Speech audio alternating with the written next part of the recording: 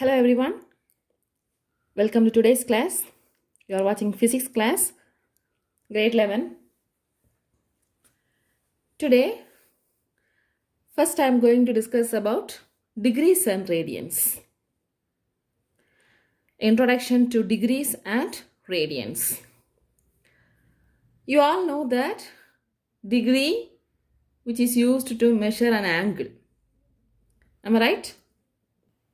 The measuring angle, we can use several units, but the common units are degree as well as radians. Okay, most common units to measure the angles are degrees and radians. So let us discuss detail about this.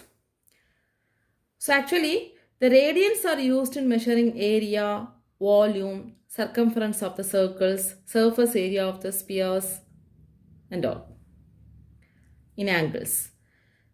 Similarly, degrees is the unit to determine the size of an angle. Let me explain what is radian. So consider the circle.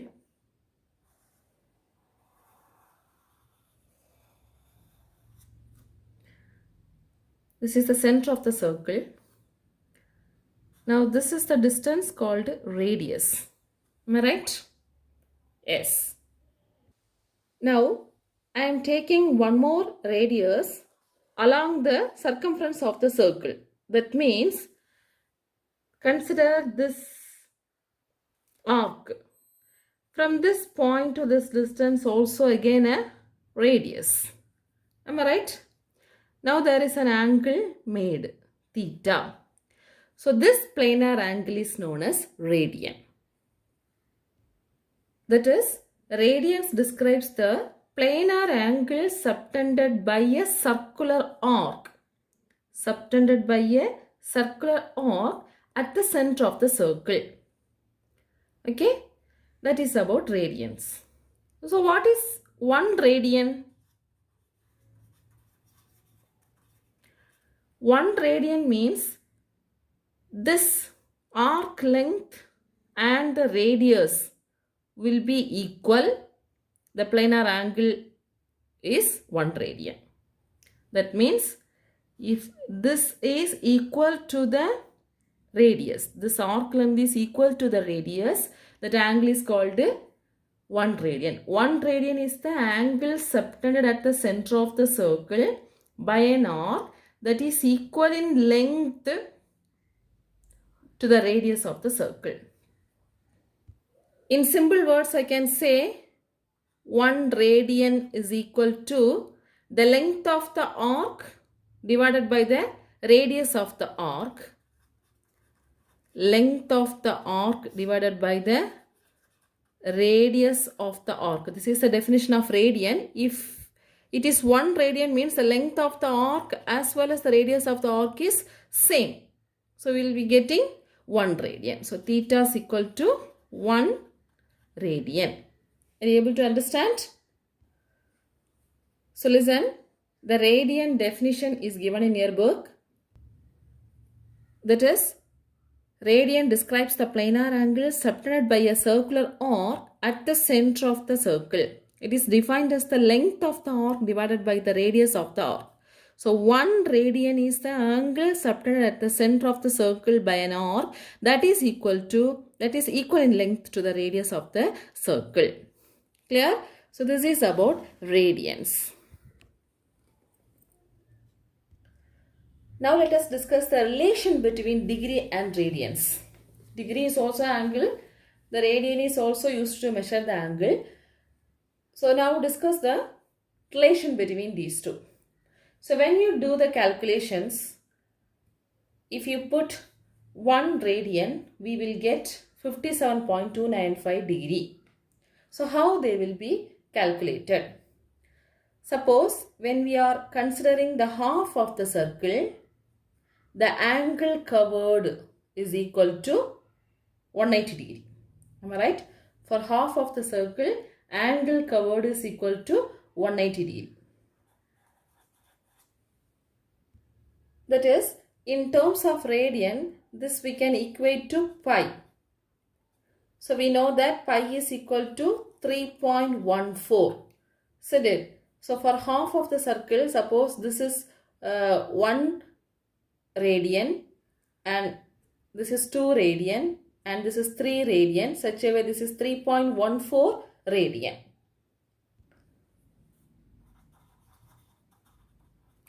Similarly, the total angle covered by the circle, what is that? 360 degree. You all know that. Total angle covered by the circle is 360 degree. So now we can say in terms of radian, for this full 360 degree we will be getting 2 pi radians, because for this half circle we got pi radian, isn't it? For half circle we got pi radian and for full circle we will get 2 pi radians. Understand? So we can write 360 degrees equal to 2 pi radians. From this, what is 1 radian? So if I rewrite 2 pi radian is equal to 360 degree, from this 1 radian. 1 radian is equal to 360 divided by 2 pi. So 360 get cancelled and we will be getting 180. So 1 radian is equal to 180 by pi degrees. 1 radian is equal to 180 by pi degrees. If you calculate this value, nearly we will get 1 radian is 57.3 or 57.295 degree. Are you able to understand now? So I explained about radian. Radian means, so this circular arc which subtended by the circle at the center makes the planar angle. That angle is called 1 radian. That angle is called radian. So if this circular arc and the radius having the same length, same value, that radian value will be equal to 1 radian. So normally radian definition is length of the arc divided by radius of the arc. So if both length and radius are same, we will be getting 1 radian. Okay, 1 radian. Now, how many radians are there in a full circle? That is the relation between radians and degree. So if you consider the half of the circle, this half of the circle covered by an angle 180 degree. This 180 degree is equal to pi radian, such that this makes 1 radius. Similarly, 2 radius, 3 radius and 3.14 radius. Radian we will be getting. So total angle is 360 degree. So I can write the radian covered is 2 pi. Isn't it? For half circle pi radian means full circle 2 pi radians. So 360 degree is equal to 2 pi radians. From this 2 pi radian equal to 360 degree, or 1 radian equal to 360 by 2 pi, or else 1 radian is equal to 180 degree by pi. Otherwise 1 radian is equal to 57.295 degree. While doing conversion, that means if you wanted to convert radian into degree, you have to multiply that radian with 180 by pi, or else multiply with 57.295. Otherwise, if you want to convert degree to radian, you have to multiply degree with pi by 180. Understand? Let me explain one example. For example, convert 143 degree into radian. Okay, this is the question. So how will you convert? Converting degree to radian, we have to multiply with pi by 180. So 143 degree we can convert by multiply with pi by 180. That means 143 into 3.4, 14 divided by 180. That is equal to, if you multiply with the 143 and 3.14, you will be getting, I think, 449.02 divided by 180. So if you divide, we will be getting 2.494, etc. So approximately it is 2.5 radian. 2.5 radian. Understand? Similarly, we can recheck. That is, if you want to convert 2.5 radian into degree. So what you will do? Radian to degree means we have to multiply with 180 by pi, isn't it? So 2.5 into 180 divided by pi. Otherwise, we have to multiply 2.5 with 57.295. So when you do this calculation, you will be getting 143 degree. Clear? So this is the way you can convert radian to degree and degree to radian. I think you have understood about this degrees and radians. So try to solve the other examples. The next topic is angular displacement. The displacement produced in an angle is called angular displacement. Simply we can speak. Okay. So what is angular displacement? Consider the particle revolving in a circle. Okay. So this is the circle.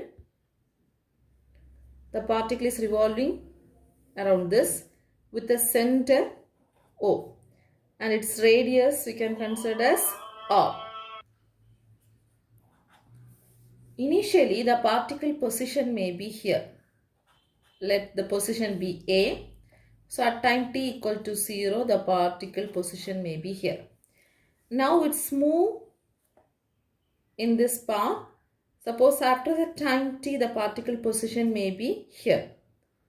The position B. So this is also the radius. Am I right? S. So from this to this, the particles moves with a particular velocity called V. Now what is here angular displacement? The angle described by the particle. The angle described by the particle about an axis of rotation. So for this circular orbit, this is an axis of rotation. So about this axis of rotation, this particle described, that is the angle described by the particle in a given time, is called angular displacement. So theta is called angular displacement. Okay. The angle described by the particle about an axis of rotation in a given time is called angular displacement. That means the angle AOB is equal to theta. This is called angular displacement. Now, what is the unit of angular displacement? The unit of angular displacement is radian. Okay? Radian. So, the angular displacement theta in radian. How can we relate? Theta is equal to S by R, where S is the displacement, this arc length. Yes. Okay. So theta is equal to S by R, or else we can write S is equal to R into theta. Clear? So this is about angular displacement. So angular displacement, the angle described by the particle about an axis of rotation in a given time is called angular displacement. Its unit is radian. The formula we can write theta equal to S by R or S equal to R into theta. The next one is angular velocity. Angular velocity. So what is linear velocity? Rate of change of displacement is called velocity, isn't it? Similarly here, Angular velocity means the rate of change of angular displacement is called angular velocity. Understand? Rate of change of angular displacement is called angular velocity. It is denoted by the symbol called omega. Actually, the velocity is a vector quantity, so we can write an arrow mark over this letter. Now, how can we write the expression? If theta is the angular displacement in time t, then the angular velocity omega can be written as d theta by dt, rate of change of displacement, isn't it? Angular displacement. So here we can write limit delta t tends to 0, delta theta divided by delta t, or else d theta by dt. It's nothing but rate of change of angular displacement. Rate of change of angular displacement is angular velocity omega. So this, when you are writing in terms of delta, we have to put a limit. Limit delta t tends to 0, delta theta by delta t is equal to d theta by dt. Clear? So what is the unit of angular velocity? Theta by t. The unit of theta is radian and time is second. So the unit is radian per second. Radian per second. Since the velocity is a vector quantity, it has a direction, isn't it? So the direction of the angular velocity is along the axis of rotation. That means it follows right hand rule. That means consider this is the motion of the particle in the circle. The linear velocity direction we will be drawing at any point one tangential line, isn't it? So if this is a radius r, the axis of rotation is this direction. I said no. This is the axis of the rotation. So I cannot draw in the 3 dimensions. I am drawing in this direction. So omega also points along the axis of rotation, which is perpendicular to this plane. That is known as right hand rule. Okay. So this is right hand. This is the particle motion. This is the axis of rotation. The particle is moving in this circular path and this shows the axis of rotation. So the direction of angular velocity is in the axis of rotation, along the axis of rotation. This rule only we can call it as right hand rule. Okay, so this is about angular velocity. The next one, angular acceleration.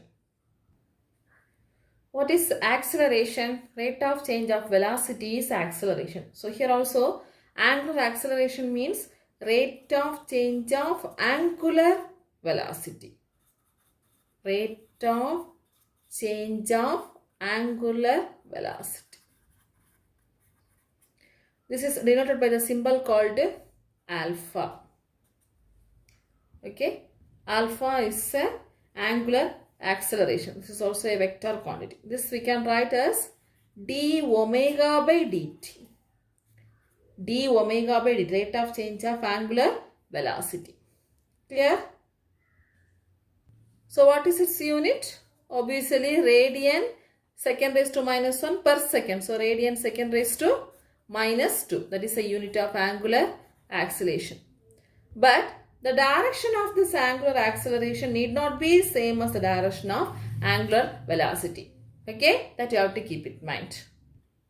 So you have clear about angular displacement, angular velocity and angular acceleration. Am I right? The next one, tangential acceleration. Tangential acceleration. Here we are going to find out the relation between linear acceleration and angular acceleration, as well as linear velocity and angular velocity. Okay. So tangential acceleration.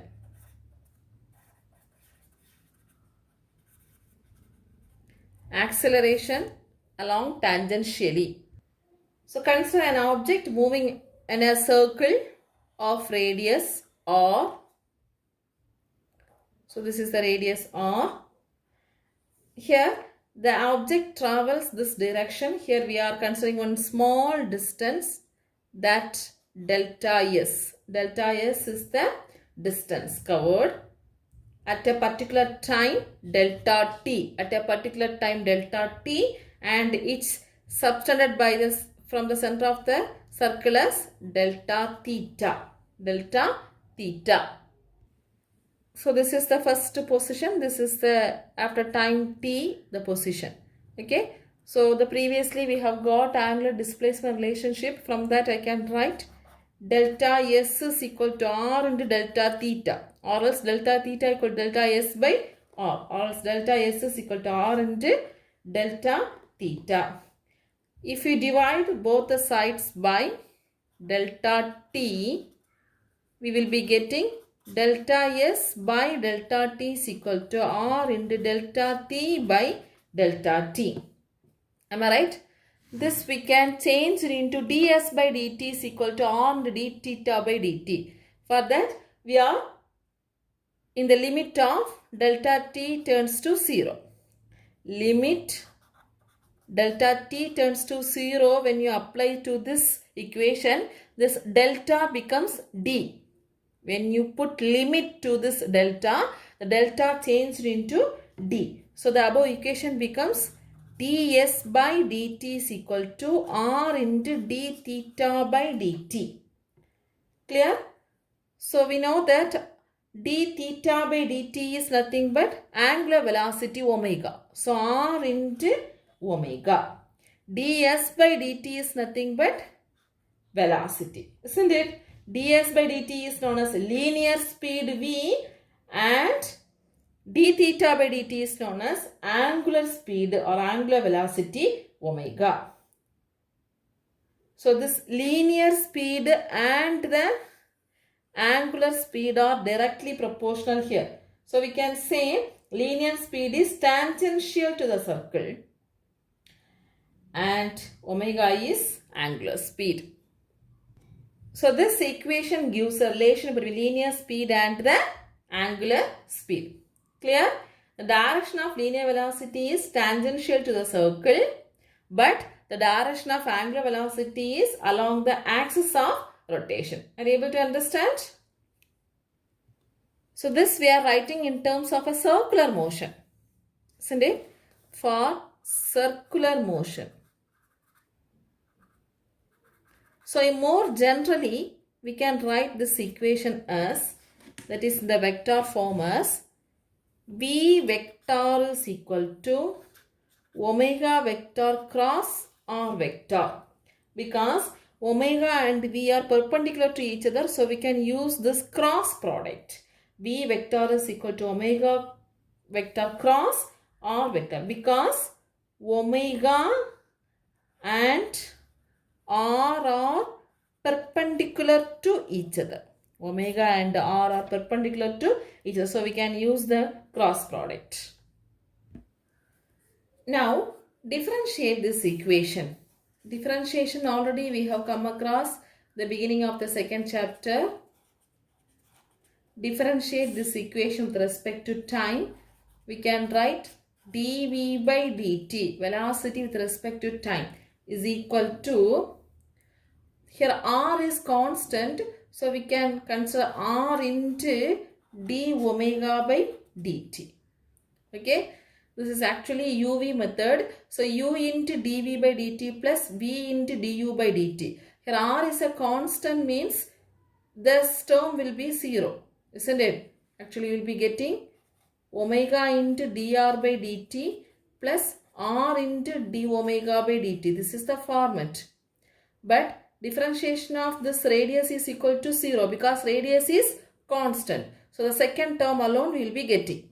Okay, this is the format. So we can write dv by dt is equal to r into d omega by dt. What is d omega by dt? Rate of change of angular velocity is angular acceleration alpha. So r into alpha. What is dv by dt? Rate of change of linear velocity is known as linear acceleration. Am I right? Or we can say tangential acceleration. AT. AT represents tangential acceleration. So AT is equal to R alpha.